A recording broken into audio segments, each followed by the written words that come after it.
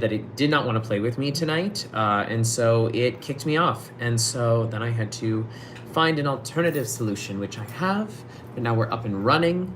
Thank you. Welcome to ThNOT, Thursday night on tour. Tonight, you're just talking to me. We're going to talk about all things Les Mis. We're going to talk about all things acting. If you have questions, let me know. Let me know what they are. And yeah. We're gonna, I believe the chat's open, and we're gonna get it going here. Is anybody here yet? Not quite. I don't see anybody That's here. All right. So if nobody's here, we're gonna stay on for a few minutes, and then we'll kick it off. See how it goes? We'll see how it goes. Just getting the wig on, getting ready for tonight's sold-out performance here at the Fox Theater in Atlanta. This is a fully sold-out week. Fully sold-out week at the Fox, which is very thrilling because it is 46.65, I think or is that's it right. 48? No, it's 46 something. Okay. It's like just under 47. Yeah. I'm working now. Happy number. thought. Come on in. It's Ryan. Hi. You want me to post this over? Oh, sure. Yeah. You can just set it right on the couch. Perfect. I'll take care of it. Thank you so much. It is working now. Great. Everything is working now. Everybody's happy. We are here. Who's Hello, here? everybody. You got a guest? We've got two people, I think. Okay. Hello, Fantastic. Sarah. Come in. We are. Ooh, that one's a little stabby right there. My friend is at the show tonight. Well, then I hope that they enjoy the show. Like I said, we are completely sold out here in Atlanta for the week. We are back to our 1 weekers. So we finished our run in Toronto. We sure did. It was lovely. It really was lovely to have 10 weeks to unpack our bags and to just sit. And everyone had apartments. And everybody had apartments and everybody could cook. 4,665 seats is what is this theater is at. Great. Did somebody look it up for us? Yes, somebody looked it up. Perfect. Christy is moderating the chat and she looked it up great. and Thanks, put it in Christy. there. So we did a lovely 10-week run there, sold out that. We've sold out here.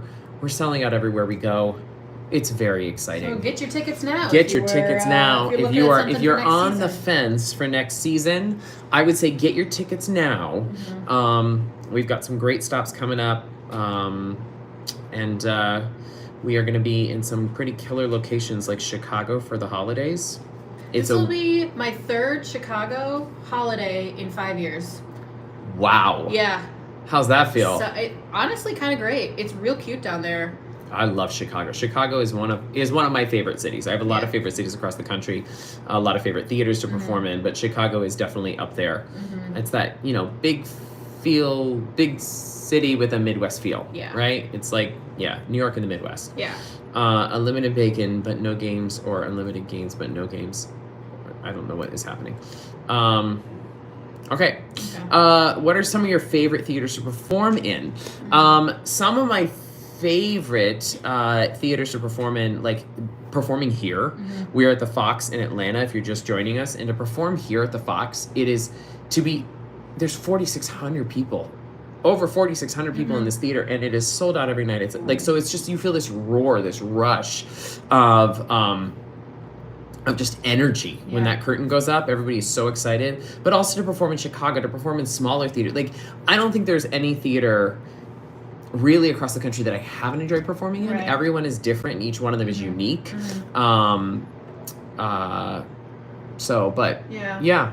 feels some good. That are more comfortable backstage than others, and some have unique challenges that other locations don't. Yes.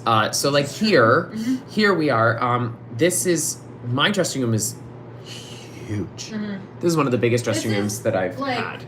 Bigger than New York apartments. Yeah, here, I'll show everybody, okay? So this is my dressing room. I'm gonna get out of the frame. Boom-bitty. And that, through there, over there, is more dressing room. Like, I have like a whole annex room over here. Look at this. Okay. I have a whole, yes. Look at this. This is also all my dressing room. And then I have a bathroom too. So, so it's like, it's good. It's good to be here, and to be performing at this theater is lovely. Let's see here. All right, I don't know what's happening. There's a lot of interesting things going on here. So let's go back here and answer some more questions. Are you excited about coming to Boston? Yes, I have been to Boston before. I am excited to get back there. I played Boston with the show back in 2018, 2019. It was right around Easter, I believe. But yes, I have played there before. It's great. It's going to be great to be back there. And this will actually be my third time performing it at the Boston Opera House. The first time I was there with Phantom of the Opera. So it'll be really fun to be back and enjoying that, enjoying that city again. So it's really great. Let's see here. Interesting what's happening tonight. I don't know what's really going. Heard they made changes to your costume and wig. Is that true? There have been some changes to the costume and wig. There have been some changes to the costume and wig as far as this wig is a short wig. The costume is, was yellow last time and now it's red. And so there have been some changes that have been happening there. But for the most part, the costume has stayed the same. I did have the green coat last time that I wear as the mayor was a little bit shorter than it is now. It's longer for sure. But again, it's pretty much the same color palette and design that goes for, so that's good.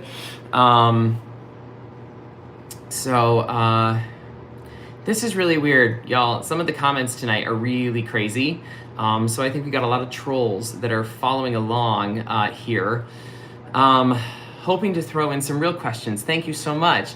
Do you know the top of your head about any significant changes to the international productions of Les Mis? So we are pretty much, we are the quintessential version of Les Mis. So if you were to go see Les Mis around the country, it would be this version that you see now. So, or I should say around the world. So the concert version obviously is going to be a little different than the version that we're doing here because it is a fully staged concert, so they're standing up to microphones. But for the most part, this is the version that you would see. Now, back about 7-8 years ago, there was still the turntable version that was on the West End, but that has since closed. And so now we are back to just this version with the beautiful projections that we get to use. So, for someone that doesn't know, who are you and what do you do? My name is Nick Cartell. I play Jean Valjean on the national tour of Les Miserables. And so I'm an actor out of New York City. I go in here and I talk about being in the theater and talk about, being on tour and what I do. I've been doing this now for many years, playing Jean Valjean, and I just celebrated over 1,200 performances in the role. So it's really nice to continue to take the show across the country, and I really like to provide education for those that might have questions about theater and stuff like that, and that's what I do. All right. Thank you for loving all the TikToks and stuff like that. Why did they decide not to do the turntables? So this is a question that we do get. I don't know. I'm just getting the rest of my costume now. I don't know 100% the real reason why they decided, but from what my understanding is, when directors direct a production like Les Mis that becomes so iconic for so many years, there is a copyright on what they direct. There's a copyright on the design of that production.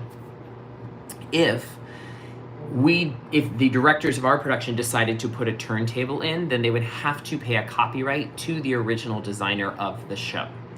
So, in order to not do that, they decided to go with projections, and also just to update the show to make it feel fresh and have a fresh feel to it. So that is why I believe we do not have the turntable in this production.